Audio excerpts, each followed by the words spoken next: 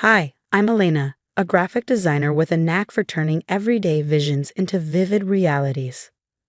The sun was setting behind us, casting golden hues over the beach as Michael and I stood hand in hand, surrounded by the people we loved most. The day had been nothing short of magical, with the air filled with laughter and the gentle hum of the ocean. "You look absolutely stunning, Elena," Michael whispered, kissing my hand as we turned to face our family and friends. The applause erupted around us, and I couldn't help but feel like the luckiest woman alive. As the evening progressed, the reception was in full swing, with guests dancing and the clink of glasses punctuating the lively music. Michael tugged at my hand, pulling me slightly away from the festivities. His expression was serious, a stark contrast to the joyous smile he had worn all day. "Elena, there's something important. Sarah's here tonight. I think it would be best if you apologize to her." "Apologize? Michael, why would I apologize to your ex on our wedding day?" I could feel my heart pounding, confusion quickly morphing into frustration. "It's just, there were things left unsaid, and it could give us all some closure." "Michael, this is our day. Why are we even discussing this now? Why is she here?" He looked away, the tension between us thickening. "She's a friend of the family, and it didn't seem right not to invite her. Just a few words, Elena, for my peace of mind."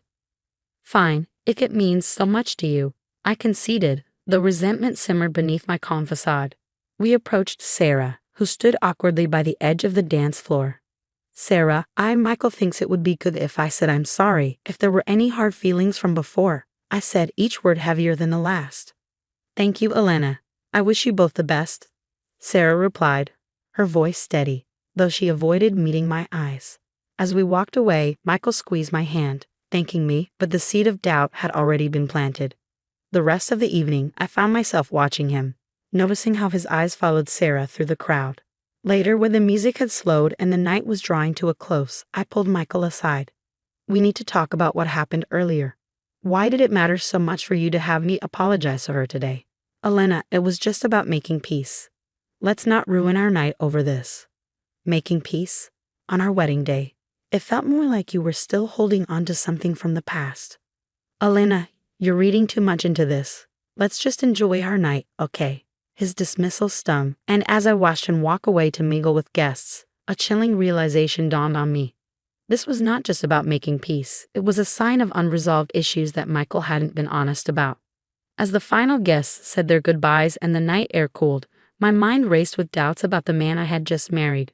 What was supposed to be the beginning of our happily ever after felt more like stepping into a carefully masked trap. I knew then that this was just the beginning, and I needed to find out the truth about Michael's feelings for Sarah, even if it meant unsettling the foundation of our new marriage. The following day, still grappling with the confusion of last night's events, I met up with a few friends over coffee, hoping they could shed some light on Michael's strange behavior. Why would Michael want me to apologize to Sarah, of all people, on our wedding day?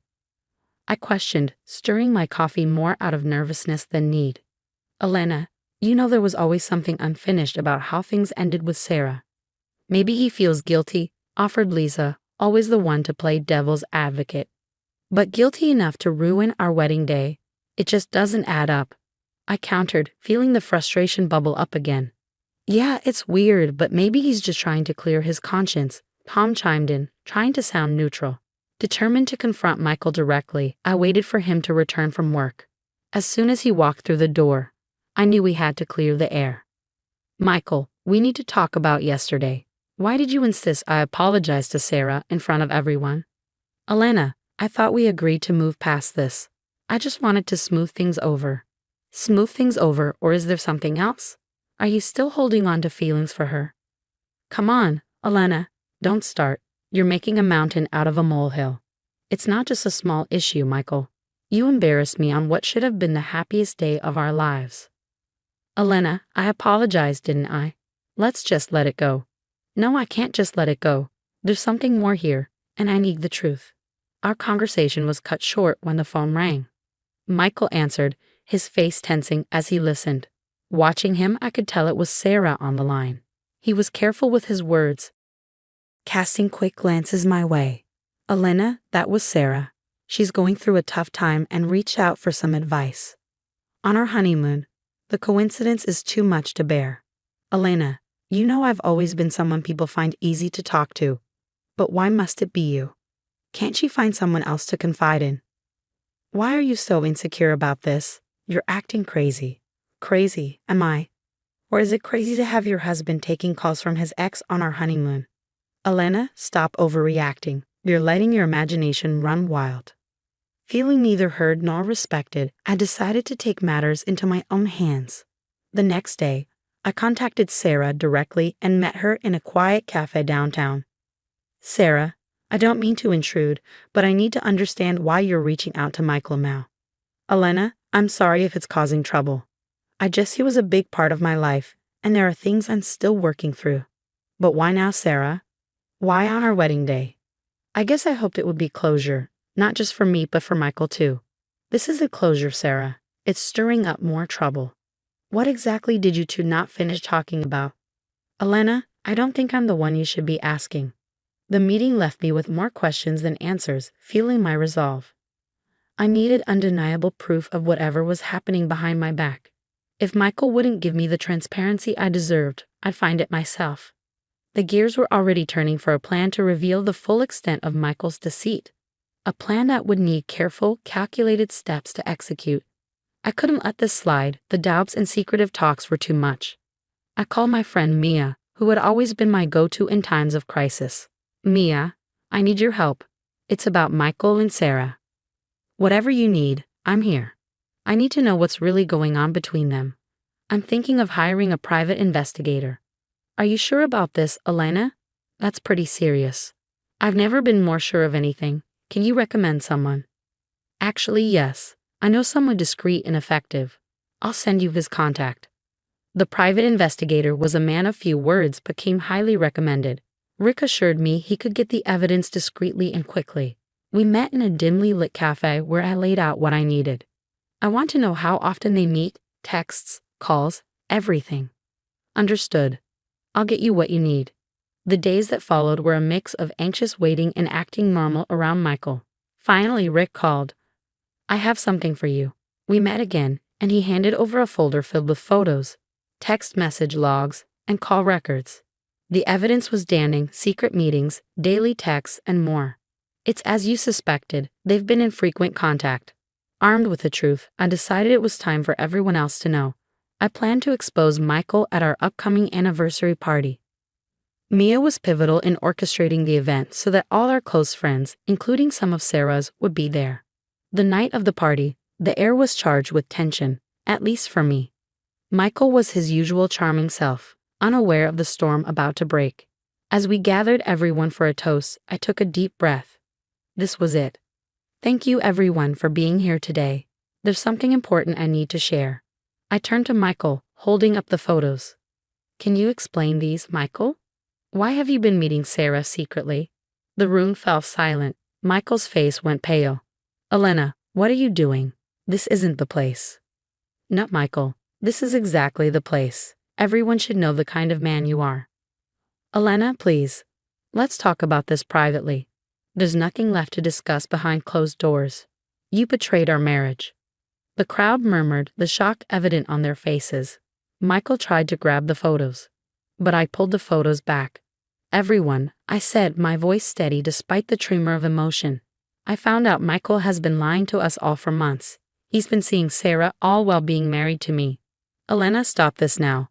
It's not like that, Michael pleaded. Then what is it like, Michael? Tell us all since there's so much to say. The room was thick with tension. Friends exchanged uneasy glances, unsure of whom to support. Elena, this isn't you. You're better than this, Michael tried to deflect. I am better, I said, and that's why I'm doing this. I deserve the truth, and so does everyone here. As I stood there, feeling the weight of the gathered eyes on us, I knew things would never be the same.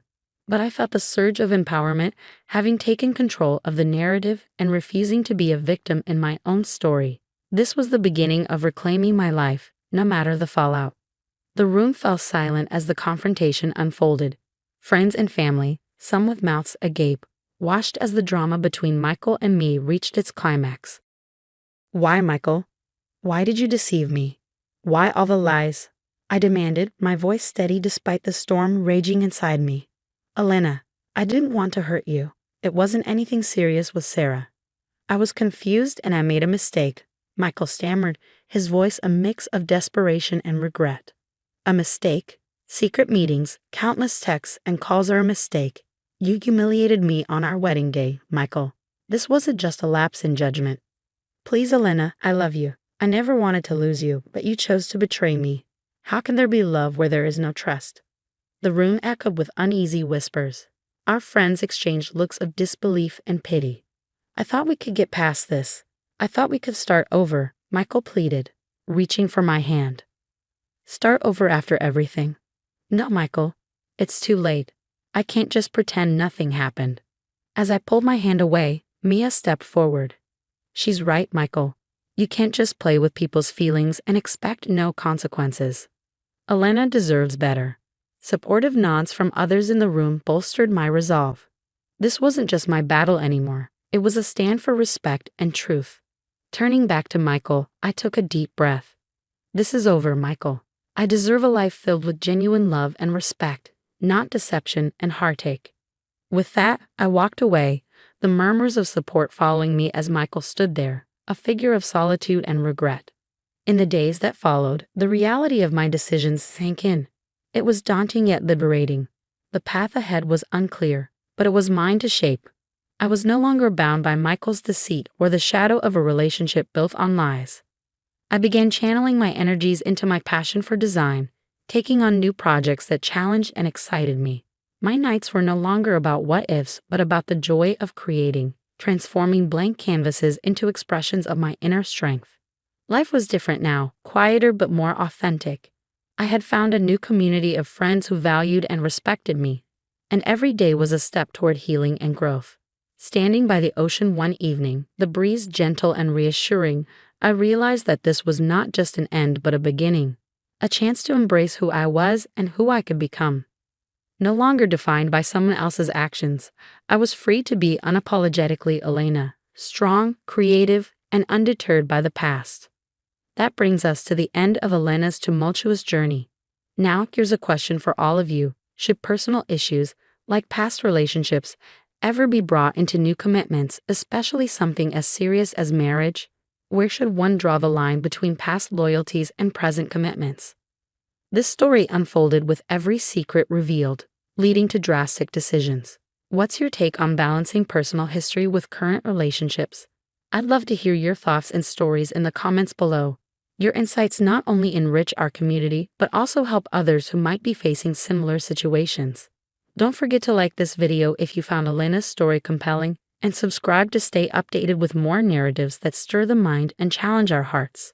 Your interaction means the world to us, and we're eager to see how you feel about this complex intersection of love, trust, and past connections.